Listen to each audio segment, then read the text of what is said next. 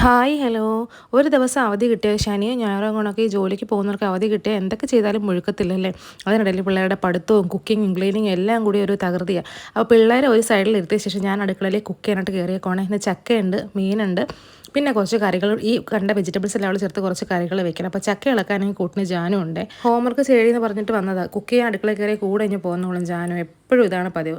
അങ്ങനെ ചക്കയ്ക്ക് നല്ല super tasty ചക്കയായിരുന്നു. ഇനി തോരൻ വെക്കണം, വെള്ളരിക്ക ഇട്ടൊരു പുളിശ്ശേരി, പിന്നെ ഒരു മെഴുക്കുവരട്ടി. ഇത്രയാകുമ്പോഴത്തേക്ക് ഇന്നത്തെ കുക്കിംഗ് എല്ലാം കഴിയും. അപ്പോൾ സൺഡേസ് ആണ് ഞങ്ങൾ ഏറ്റവും കൂടുതൽ കറികൾ ഉണ്ടാക്കി നല്ല രീതിയിൽ ഫുഡ് കഴിക്കുന്നത്. ജോലിക്ക് പോകുന്ന ദിവസങ്ങളിലൊക്കെ രാവിലെ നമ്മൾ തട്ടിക്കൂട്ട് എല്ലാം ഉണ്ടാക്കുമ്പോഴത്തേക്കും നമുക്ക് ഇഷ്ടമുള്ള എല്ലാ കറികളും ഒന്നും ഉണ്ടാക്കിക്കൊണ്ട് പോകാൻ പറ്റത്തില്ല. ഞാൻ അടുക്കള നിൽക്കുകയാണെങ്കിൽ എൻ്റെ 2 മക്കൾ എൻ്റെ കൂടെ കാണും. വേറെ എങ്ങും പോയിരുന്ന് എഴുതാൻ സ്ഥലമില്ലാത്ത പോലെ ബാലു എൻ്റെ അടുത്ത് വന്നിരുന്നാണ് കേട്ടോ പഠിക്കുന്നത്. അങ്ങനെ അവളെ സൈഡിൽ പഠിപ്പിക്കുന്നുമുണ്ട്, ഞാൻ കുക്ക് ചെയ്യുന്നുമുണ്ട്. അപ്പോൾ കൂടെ ആളുകളുണ്ട്, നമുക്ക് കിച്ചണിൽ നിൽക്കാൻ ബോറടിക്കത്തില്ല. ഇന്ന് അമ്മ ഒരു അത്യാവശ്യമായിട്ട് കൽവാതുക്കൽ വരെ പോയേക്കും. അതുകൊണ്ട് ഇവർ ഫുൾ ടൈം എൻ്റെ കൂടെ തന്നെ കാണും, എങ്ങും പോകത്തില്ല, എന്നെ ചുറ്റിപ്പറ്റി തന്നെ ഉണ്ടാവും. ഇനി അടുത്ത ഞാൻ മെഴുക്കുവരട്ടി ഉണ്ടാക്കാൻ പോകണം. കുറച്ച് മഞ്ഞപ്പൊടി ഉപ്പും കൂടി എണ്ണയിലിട്ട് ചൂടാക്കിയ ശേഷം ഇതിനകത്ത് എല്ലാം കൂടി അരിഞ്ഞിട്ടതെല്ലാം ഇട്ട് നല്ലതായിട്ടൊരു മെഴുക്കുവരട്ടി റെഡിയാക്കി എടുത്തിട്ടുണ്ട്. ഇനി അടുത്ത നെത്തോലി മീൻ കറിയാണ്. എപ്പോൾ മീൻ കണ്ടിക്കാനായിട്ട് എടുത്താലും അപ്പോൾ ആൾ വരും കേട്ടോ, കൂട്ടിന് മ്യാവും മ്യാവും എന്ന് പറഞ്ഞാൽ. അപ്പോൾ അതിനും കൂടെ ഒരെണ്ണം കൊടുക്കുകയാണെങ്കിൽ അവൾക്ക് സന്തോഷം.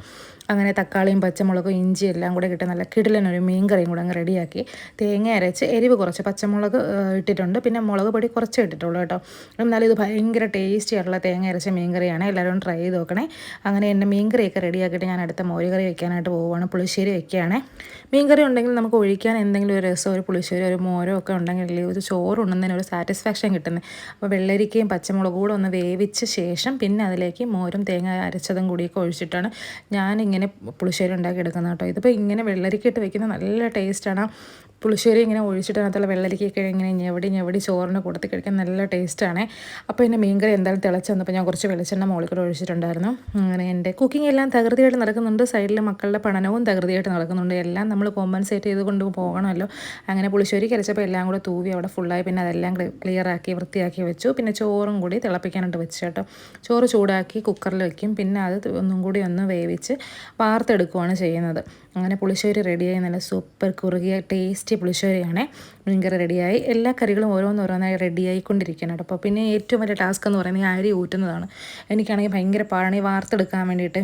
അപ്പം കടുകും വറുത്ത് പുളിശ്ശേരിയും റെഡിയാക്കി. കരിവേപ്പില കുറച്ച് ഉണങ്ങിപ്പോയിട്ടുണ്ടായിരുന്നു, എന്നാലും ഫ്രിഡ്ജിൽ വെച്ച് ഞാനത് കറിയിലേക്ക് ഇടുമ്പോൾ പിന്നെ അതങ്ങ് ഫ്രഷ് ആയിട്ട് വന്നോളും. എനിക്ക് ഏറ്റവും പേടിയുള്ള പരിപാടിയാണ് കേട്ടോ ഇത്. എങ്ങനെയെങ്കിലുമൊക്കെ ഒന്ന് സെറ്റാവണേ ദൈവത്തിൻ്റെ പ്രാർത്ഥിച്ചുകൊണ്ടാണ് ഞാൻ എപ്പോഴും അരി വാർക്കുന്നത്. ഞാൻ അമ്മ ഉണ്ടെങ്കിൽ ചെയ്യത്തില്ല, അമ്മ ഇല്ലാത്ത ദിവസങ്ങളെ ചെയ്യും. അങ്ങനെ അതങ്ങ് സെറ്റായി. ഞാൻ ഈ അടുത്ത ഫുഡ് റെഡി ചെയ്യുക. ജോലികളെല്ലാം ഒതുക്കിയ ശേഷം ക്ലീനിങ് കഴിഞ്ഞ് ഞാൻ ആസ്വദിച്ച് ഫുഡ് കഴിക്കാനായിട്ടിരിക്കും കേട്ടോ. സൺഡേ ഉച്ചയ്ക്കാണ് ഞാൻ എൻ്റെ ലഞ്ച് ഭയങ്കര സാറ്റിസ്ഫാക്ഷനോട് കൂടി ആസ്വദിച്ച് കഴിക്കുന്നത്. അപ്പോൾ അത്രേ ഉള്ളൂ. നമ്മുടെ വീഡിയോസ് ഇഷ്ടപ്പെട്ടാൽ ലൈക്ക് ചെയ്യുക, കമൻറ്റ് ചെയ്യുക, സബ്സ്ക്രൈബ് ചെയ്യുക. അടുത്ത വീഡിയോ കാണാം. Tata bye bye.